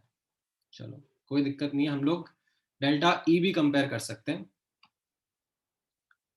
डेल्टा ई या delta U will be NCV delta T, right. So if I now look at it for these different processes, तो नोटिस करना delta T will be greater than 0 for isobaric expansion, ठीक है। Isobaric में कैसा हो रहा है, टेम्परेचर सॉरी प्रेशर कांस्टेंट है, प्रेशर कांस्टेंट है और वॉल्यूम बढ़ रहा है, तो मतलब टेम्परेचर भी बढ़ेगा, यानी कि डेल्टा टी पॉजिटिव रहेगा। Delta T will be 0 for isothermal expansion. Isothermal में कैसा है, टेम्परेचर कांस्टेंट है, ठीक है, तो डेल्टा टी मेरा 0 रहेगा। अच्छा, एडियाबैटिक में क्या होता है? For adiabatic expansion what will B delta T? It will be negative because the gas cools down, like Q 0 है, वर्क नेगेटिव है, तो डेल्टा यू भी नेगेटिव आता है ना, ये हमने लास्ट क्लास में डिस्कस किया था। तो based on this you can comment upon the answer that which of the following is not true पूछा है। अच्छा, not true पूछा है, which of the following is not true?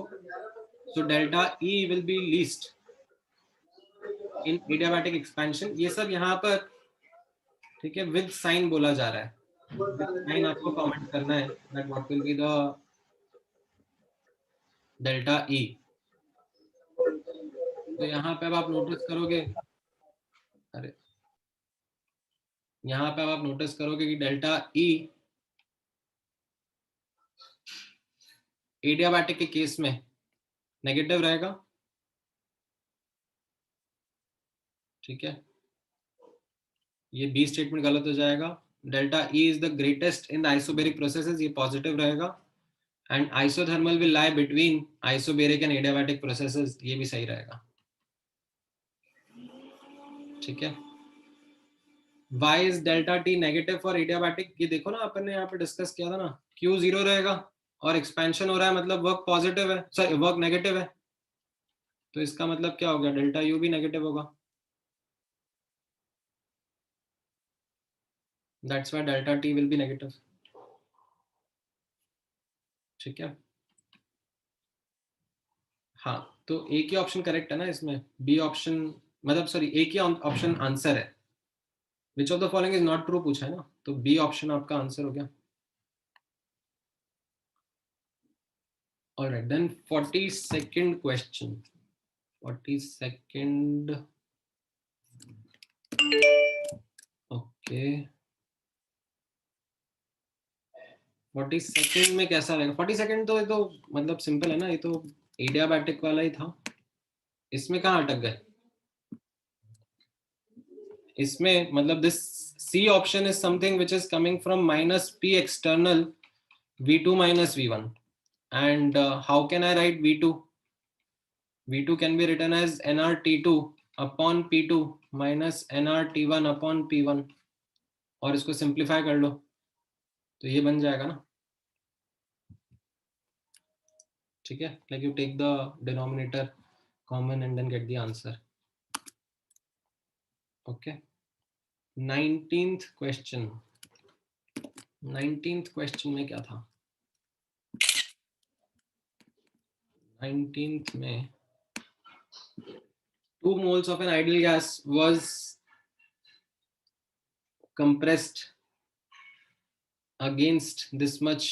ये तो हम लोगों ने डिस्कस किया था ना, this was one of the question that we had discussed पहले भी, नहीं? This was something in which 2 moles of an ideal gas compressed reversibly adiabatically against constant pressure, मतलब ये क्या हो जाएगा, irreversible, राइट। सो irreversible के हिसाब से अब आप कैलकुलेशन कैसे करोगे? यहाँ पर दो इक्वेशन, दो वेरिएबल करने पड़ेंगे। n = 2 moles, pressure initial 1 atm, temperature initial 350 kelvin, and यहाँ पर 2 मोल्स हैं, pressure final actually pressure final, इसमें ये अजम्पशन जाएगा क्योंकि इसमें उस बारे में इंफॉर्मेशन नहीं दिया है। Pressure final is equal to pressure external is equal to 2 atm, ठीक है। टी फाइनल आपको नहीं पता है और वी फाइनल आपको नहीं पता है। वी इनिशियल तो आप निकाल सकते हो आइडियल गैस इक्वेशन से, तो इसमें दो इक्वेशन, दो अननोन यूज करने पड़ेंगे, यूनिट्स का ध्यान रखना पड़ेगा। एक तो P I V I upon T I is equal to P final V final upon T final, and दूसरा first law N C V delta T is equal to work done minus P external delta V, ठीक है। Multiple times हम लोग ये question कर चुके हैं, ऐसे क्वेश्चंस तो मैं कर नहीं रहा हूँ solve, you should be able to get the answer through this itself. Then 56 नहीं सर 56 नहीं 49 ओके 49 कहाँ पर है 49 ये भी हमने क्लास में करा हुआ है ना इसमें कहाँ अटक गए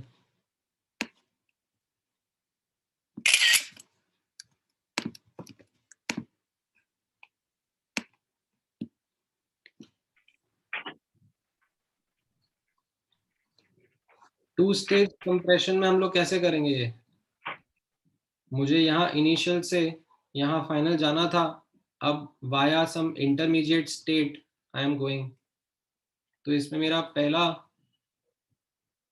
ये V1 से V इंटरमीडिएट में जाऊंगा ठीक है एंड जो ये मेरा फाइनल रहेगा sorry V inter pressure intermediate रहेगा वो मेरा इनिशियल से इंटरमीडिएट जाने का फाइनल प्रेशर रहेगा ठीक है तो मेरा यहाँ का ये वर्क डन आ जाएगा ठीक है फिर इंटरमीडिएट से जब मैं फाइनल जाऊंगा तब ये मेरा P एक्सटर्नल रहेगा and based on that this will be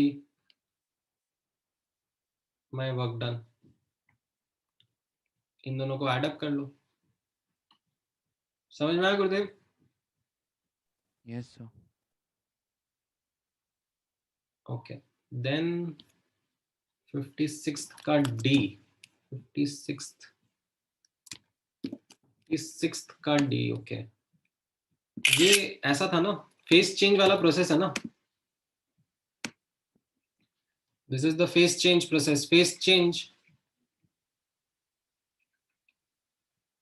के बारे में हम लोगों ने पढ़ा था that at given temperature pressure condition रहता है ठीक है बट इसमें नोटिस करना इवन दो टेम्परेचर चेंज नहीं हो रहा है बट कैसा था हीट सप्लाई करनी पड़ती है डेल्टा यू इंटरनल एनर्जी बढ़ती है डेल्टा यू पॉजिटिव होता है डेल्टा एच पॉजिटिव होता है ठीक है and what about work was minus P external into volume of क्या हो जाएगा फाइनल माइनस वॉल्यूम इनिशियल अब अगर सल्फर लिक्विड का वॉल्यूम सल्फर सॉलिड से ज्यादा है तो ये वर्क नेगेटिव आ जाएगा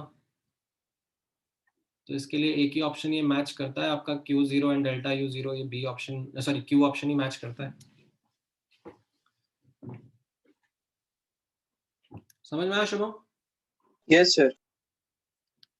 ओके गेट इक्विप्ड एडवांस या गेट इक्विप्ड में any other doubt any other question that any student should want to ask okay advance level में बता दो चलो एडवांस लेवल में कहाँ डाउट है let me know advance level में किस क्वेश्चन में डाउट है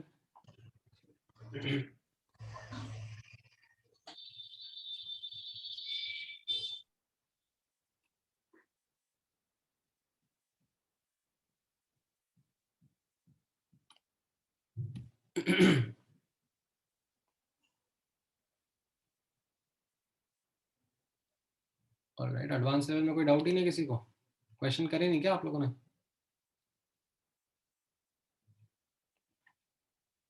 अच्छा आया क्वेश्चन 2 एंड क्वेश्चन 9 ओके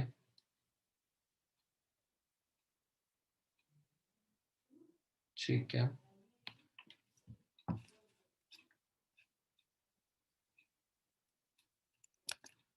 सी ये कॉन्फिडेंस बिल्ड करने के लिए रहते हैं क्वेश्चंस मतलब you might be of this opinion कि सर ये एडवांस लेवल जो क्वेश्चंस हैं ये तो मतलब इतने टफ हैं इतने डिफिकल्ट हैं एंड ऐसे तो क्वेश्चन एडवांस में एग्जाम में पूछेंगे नहीं तो why do we practice these questions it comes as a very logical doubt from you guys कि why are we going to practice such difficult questions जब ऐसा आएंगे ही नहीं एग्जाम में ठीक है so first of all it's an incorrect assumption कि ऐसा क्वेश्चन एडवांस के एग्जाम में नहीं आ सकता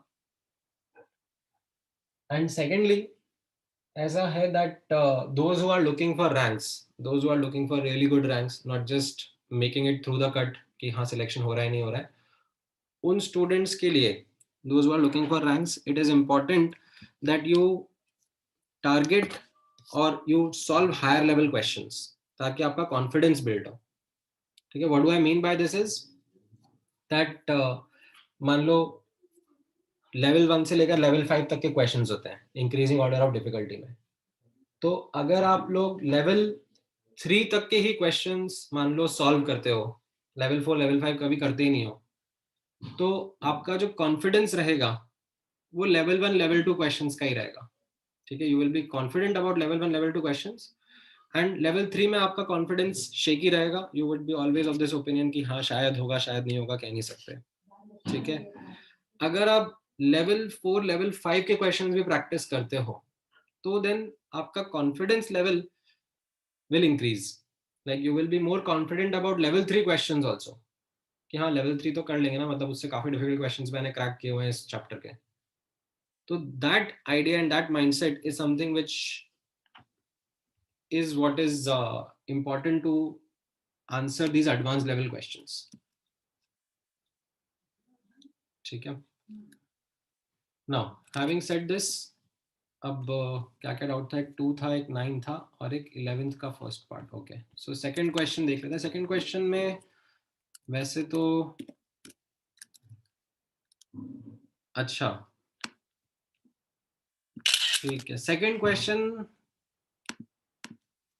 कहाँ पे अटक गए यश, कितना समझ में आया आपको ये?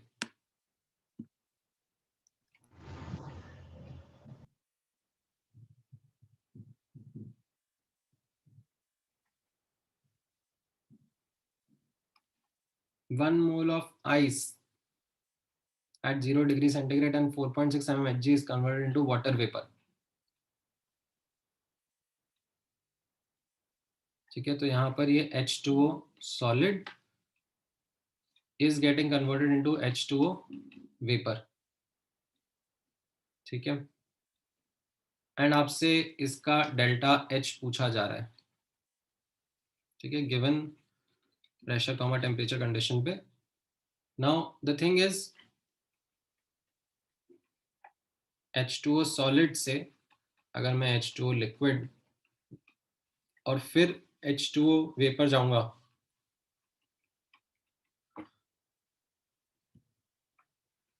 And delta H1 delta H2 calculate करूंगा, so I can say since like I am going from the same initial state to the same final state, my change in the state function should be the same. So delta H can be written as delta H1 plus delta H2. ठीक है, and you will just add up these answers. अब क्योंकि ये पर ग्राम report किए हुए हैं, ठीक है, और ये 1 मोल क्वांटिटी दिया हुआ है, तो you just do that appropriate interconversion.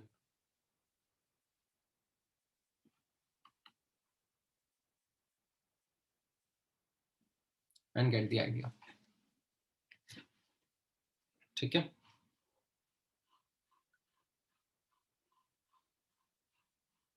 all right. Then question number 9. Question number 9 में कहाँ अटक गए? In some particular part, 1 mole of ideal gas, not necessarily monoatomic, is done all these, and overall का ही आपसे पूछा जा रहा है. ठीक है, no need to calculate individually, क्योंकि आप अटक जाओगे. आई थिंक इंडिविजुअली करने जाओगे शायद उसमें अटक जाओगे. No, so no need to calculate individually. जब आप ओवरऑल करोगे तो वेरिएबल्स ऑटोमेटिकली कैंसिल आउट हो जाएंगे. ठीक है, जैसे यहाँ पर आप नोटिस करोगे 1 mole of ideal gas is subjected to the following sequence and ये heated at constant volume है. So 298 Kelvin से 373 Kelvin, ये वॉल्यूम V है और ये V रहेगा. प्रेशर और यहाँ पे प्रेशर P था, तो यहाँ पे प्रेशर 373/298 P हो जाएगा, ठीक है। Then it is expanded freely into vacuum to double the volume, तो ये वॉल्यूम 2 भी हो जाएगा। और फ्री एक्सपेंशन जो रहता है, फ्री एक्सपेंशन कैसा रहता है, एडियाबैटिक एंड आइसोथर्मल रहता है, तो टेम्परेचर चेंज नहीं होगा, टेम्परेचर 373 केल्विन ही रहेगा, ठीक है। एंड वॉल्यूम डबल हो जाएगा तो प्रेशर हाफ हो जाएगा, तो हाफ इंटू 373/298 P, ठीक है। एंड देन इसको बोला जा रहा है कि it is cooled reversibly at constant pressure, तो प्रेशर वही है, यानी कि प्रेशर कांस्टेंट है 373/298 into P, and temperature 298 kelvin कर दिया है, तो volume will become 298/373 into 2V, right. This is how it is going. अब इसमें जब आप कैलकुलेशन करोगे तो वेरिएबल्स कैंसिल आउट हो जाएंगे and you should get numerical answers, ठीक है। I think this is what happens in this particular question.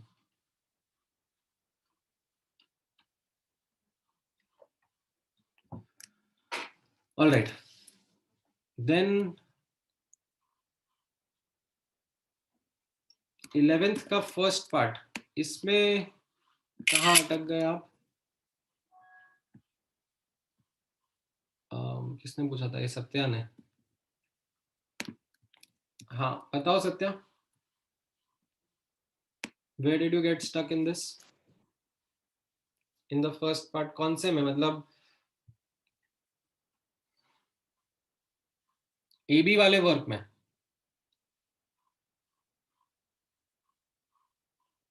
कोई दिक्कत नहीं है ना?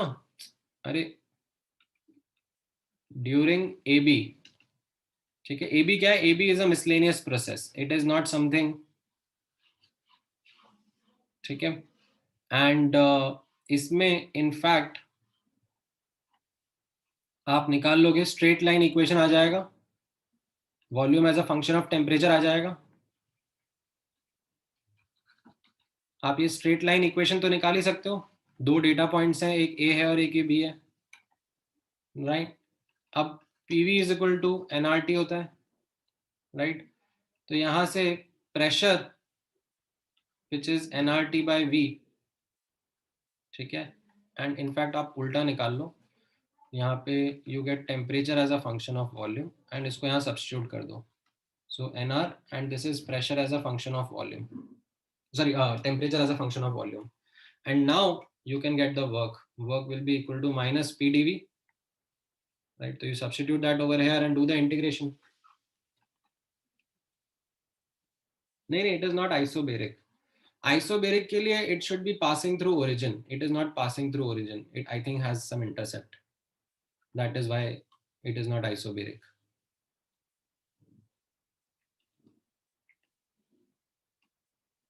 ठीक है।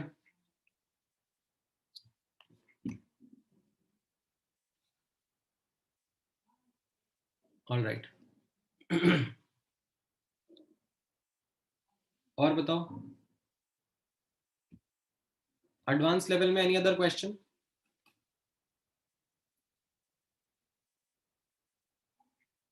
ठीक है, चलो FBO में बता दो, let me club these two FBOs together.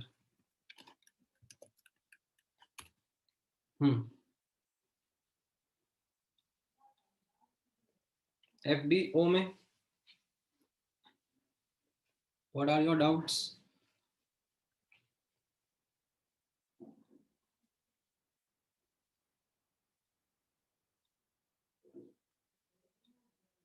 फटाफट बताओ। ओके 74, 76, 79, 80, ठीक है।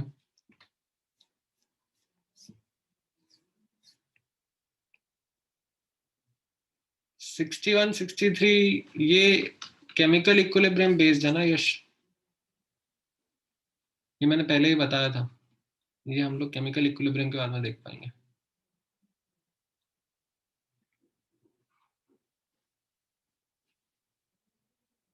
हाँ सुरावी, आई डू।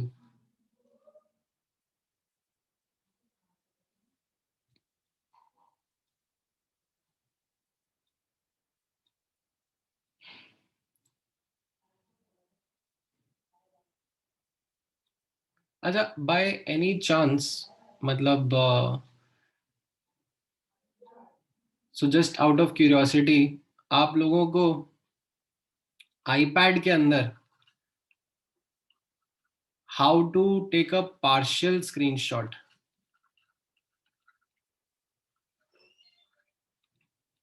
इसका तरीका पता है क्या?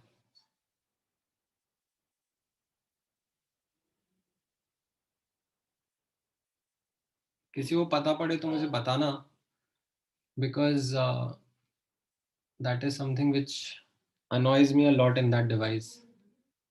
I can't take, मतलब जैसे यहाँ पे, जैसे मैं मैकबुक पे वर्क कर रहा हूँ, तो मैकबुक पे मैं क्या करूँगा, मैं ऐसे कमांड प्लस शिफ्ट प्लस 4 दबाऊंगा, तो automatically it gives me this arrow थिंगी, like अब मैं यहाँ से यहाँ ड्रैग करूँगा तो ये इतना पार्ट को स्क्रीनशॉट ले लेगा एंड ऑटोमेटिकली क्लिपबोर्ड में सेव कर देगा, and wherever I want to paste I can do that, and it makes my life much easier because I have to do a lot of cut paste here and there. अब मैंने ये iPad तो खरीदा था थोड़ा time पहले, but because of unavailability of this feature मैं use ही नहीं कर पा रहा हूँ उसको, लाइक करता हूँ but for certain other purposes. तो अगर आप लोगों को पता पड़े तो डेफिनेटली बताना मुझे। अब मैंने गूगल करके देख लिया यार बहुत। The only work around which I have found is कि नोटेबिलिटी में देयर इज अ सिजर्स का टूल, तो आई either buy the Notability app and then use uska scissor tool to do all these cut pit, but there is no native feature, like जैसे यहाँ पे तो कैसा it is a native feature of the OS itself, उसमें नहीं है, पता नहीं क्यों इतनी सिंपल सी चीज नहीं डाल सकता। एनीवेज ठीक है, इसके अलावा any other questions in the FBO?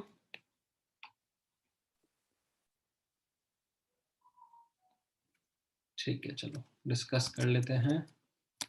अच्छा 70 भी है, 70 74 कहाँ गया? Okay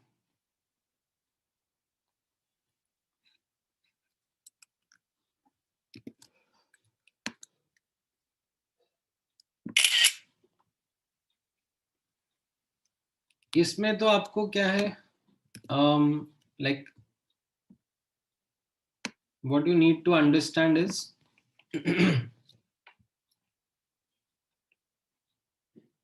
heat of formation of H2O liquid क्या होगा, right? Heat of formation of H2O liquid, delta HF of H2O liquid will be 1 mole of H2O liquid, ठीक है, forming from its most stable naturally occurring form of the elements. And what will be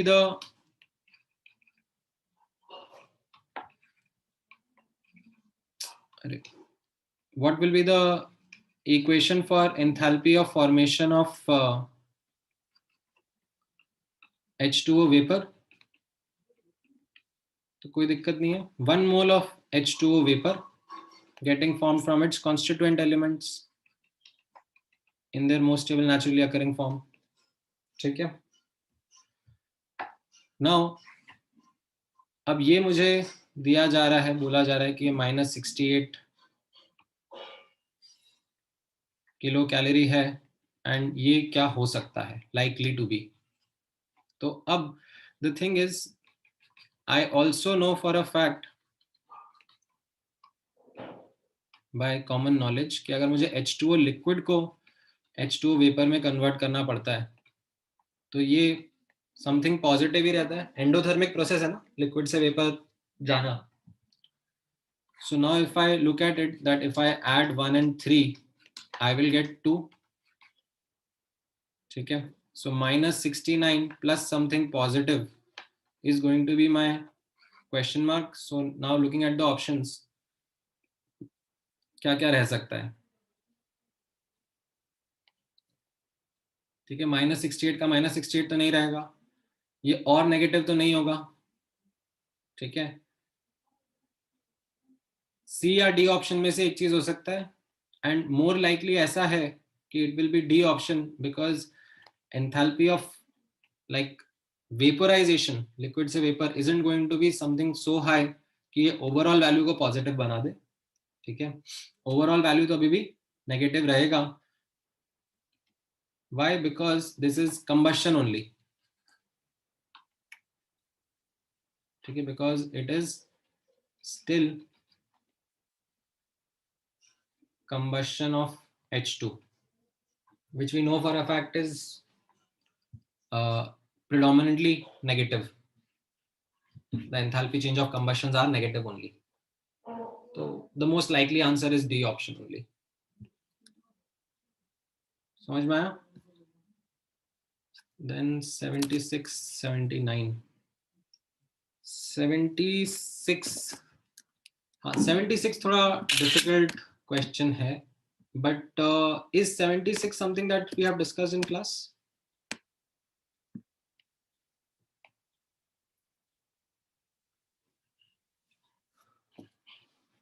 This is something which is over and above the concepts that I have taught you in the class.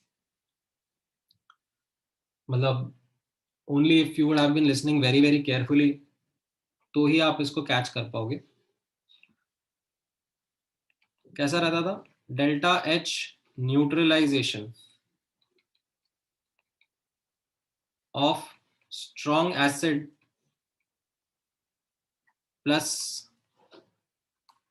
यहां पर क्या है, weak acid plus strong base दिया हुआ है, ठीक है। Weak acid plus strong base is equal to delta H neutralization of strong acid plus strong base plus delta H ionization of weak acid. Like ये तो आप लोगों को आता ही है, like ये आप लोगों ने कैच करा ही होगा from the homework, so from the class note itself, ठीक है। However, जो फाइनल डिटेल्स थी वो मैं आपको याद दिला देता हूं। This was defined for 1 mole of H2O produced, ठीक है। This was defined for 1 mole of H2O produced, ठीक है। And what about this enthalpy of ionization? This was for 1 mole of weak acid, ठीक है। 1 mole of weak acid getting dissociated or getting ionized. Now, अब इस particular question में week acid जो है, ठीक है, इट इज 14% आयोनाइज्ड ऑलरेडी, पहले से ही 14% आयोनाइज्ड है।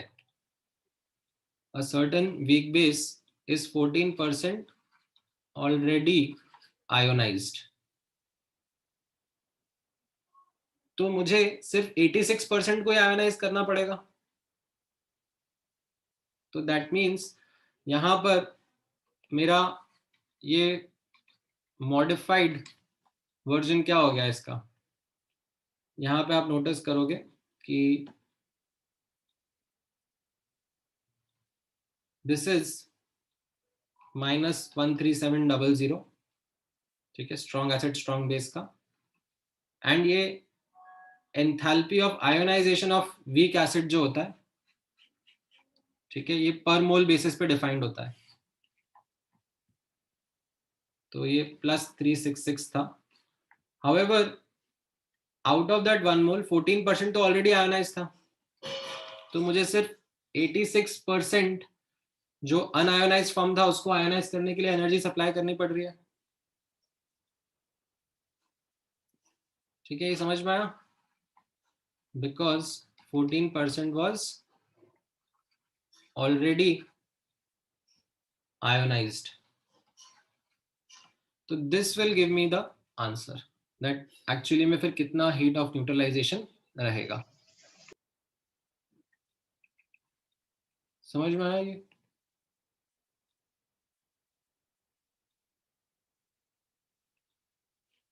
This will get you the correct answer. Okay, then 79 and 80. 79. ये तो हम लोगों ने वही देखा था ना. This was actually one of those questions जो हम लोगों ने पहले भी डिस्कस किए थे.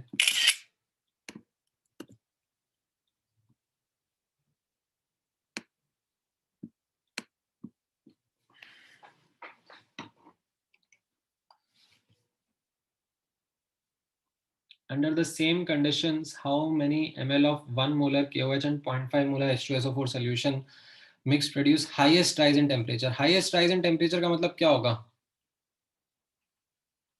Maximum quantity of water formed. ठीक है. अब maximum quantity of water formed कैसा रहेगा?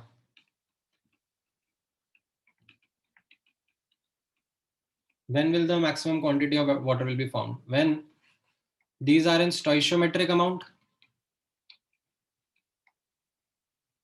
Like there is, they both are getting used completely, right? तो यानी कि moles upon coefficient should be equal to moles upon coefficient, right? And moles क्या हो जाएगा? Molarity into volume upon coefficient is equal to molarity into volume upon coefficient. So now you know the ratio of their volumes. तो उससे आप निकाल सकते हो क्या आंसर रहेगा. ठीक है.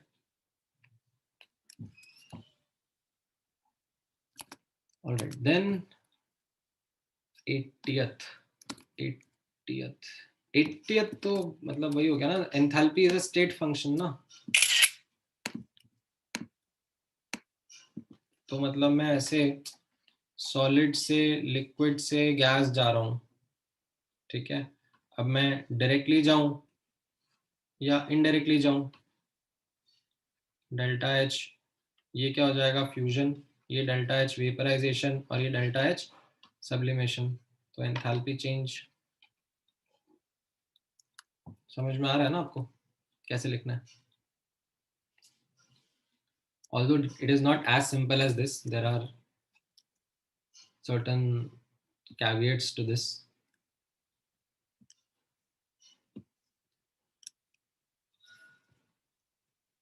ठीक है. अपने लेवल पर उतनी डेप्थ में जाने की जरूरत नहीं है. 70th क्वेश्चन भी पूछा था किसी ने. 70th क्वेश्चन में क्या डाउट है?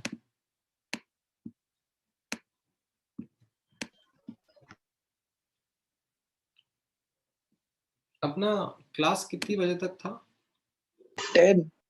10 तक है ना? हाँ मतलब Yes, sir. I am not overshooting the time ना. ठीक है.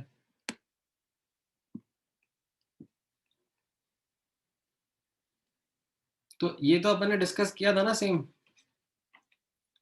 That Q C delta T. ठीक है. ये भी डबल हो रहा है तो ये हीट कैपेसिटी भी डबल हो रहा है ना. एंड एज अ कॉन्सिक्वेंस ये डेल्टा टी सेम आ रहा है. Do you remember this class का डिस्कशन दैट वी हैड? अगर मैंने क्वांटिटी डबल कर दिया एसिड एंड बेस का तो यस मेरा हीट रिलीज डबल हो जाएगा, बट हीट कैपेसिटी भी तो डबल हो जाएगा ना. तो टेम्परेचर राइज सेम रहेगा.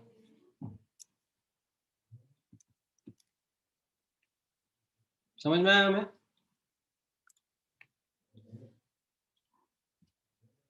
All right.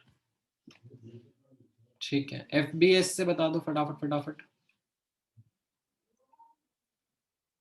एफबीएस में से क्या क्या डाउट्स हैं? 56, 58 and 62. Okay.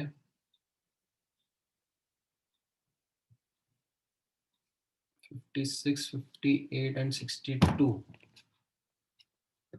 फटाफट देख लेते हैं.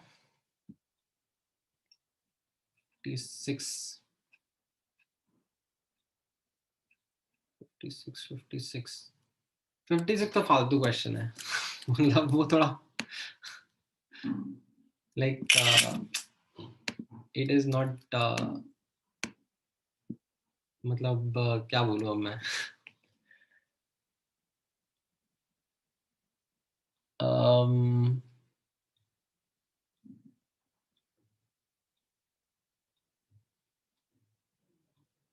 what is the exact atomic weight? अरे this is not even thermodynamics Baba. This is so ये जो metal chloride है, let the metal chloride be MClX. ठीक है, and the important aspect is that this has to be like a natural number. 1 2 3 ऐसा ही कुछ होगा. ठीक है, like इसकी क्लोरीन की वैलेंसी तो 1 रहेगी और अब मेटल की वैलेंसी 1 2 3 कुछ भी हो सकती है. ठीक है, तो has to be natural number. अब with this condition in mind, ठीक है, एक तो एटॉमिक वेट आपको दिया हुआ है, atomic weight is equal to 6.4 upon specific heat capacity. ठीक है, तो 6.4 upon 0.0276.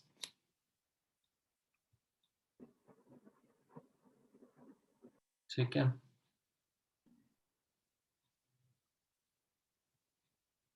And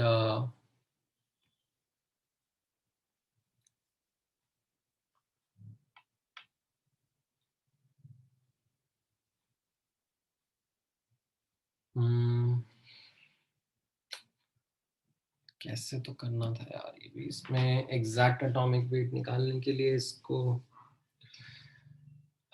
okay, so this will be m plus 35.5x is equal to this value. ठीक है, m be the atomic weight of the metal. Chlorine का 35.5 तो पता ही है आपको. And then the other thing is that 114.79 grams of chloride contains this much metallic element. So like ये जो m upon m plus 35.5x है is as per this data 79.34 upon 114.79.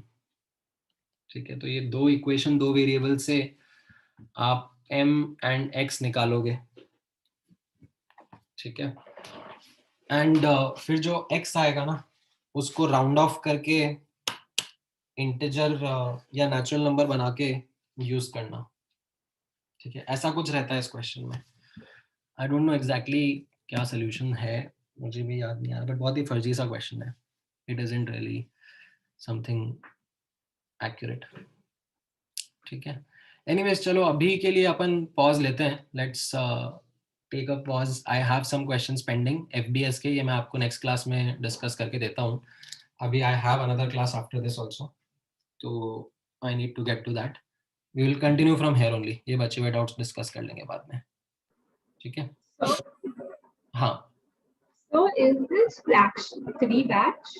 नहीं अनुश्री, आपका मेरा अभी 10 मिनट 15 मिनट में स्टार्ट होगा. This is some other batch. ठीक है, चलो. All right guys, take care, bye bye.